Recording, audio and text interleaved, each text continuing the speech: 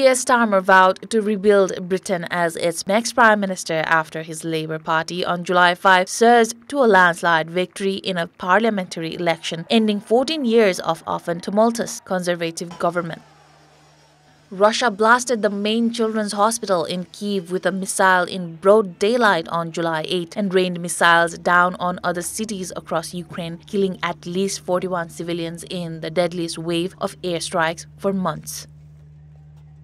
Leaders of NATO countries stressed a membership pledge for Ukraine and took a stronger stance on China's support for Russia in a declaration on July 10 at a summit in Washington. During the summit, Joe Biden, 81, introduced Ukraine's Volodymyr Zelensky as President Putin. And now I want to hand it over to the President of Ukraine, who has as much courage as he has determination. Ladies and gentlemen, President Putin. President Putin. You can beat President Putin, President Zelensky. I'm so focused on beating Putin, we got to worry about it. Anyway, Mr. President, I'm better. You are a hell of a lot better.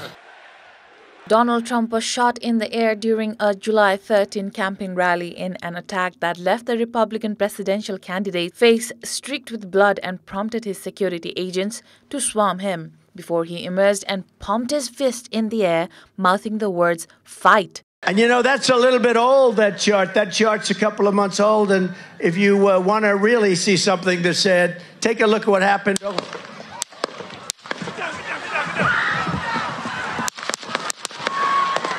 The shooter was dead, one rally attendee was killed, and 2 other spectators were injured.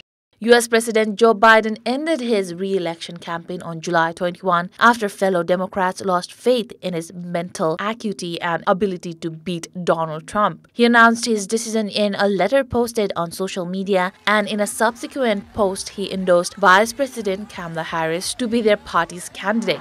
I'ma keep on running 'cause the winner don't quit on themselves.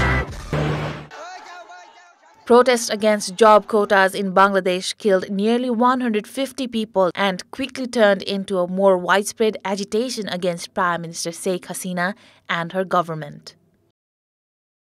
Landslides swept through tea estates and villages in southern India's Kerala on July 30, killing more than 200 people while they slept as unexpected heavy rain collapsed hillsides and triggered torrents of mud, water and tumbling boulders. The hillsides gave way after midnight following torrential rainfall on July 29 in the Wayanad district of Kerala, a state known as one of India's most popular tourist destinations. Most of the victims were tea estate workers and their families who lived in small houses or makeshift shelters.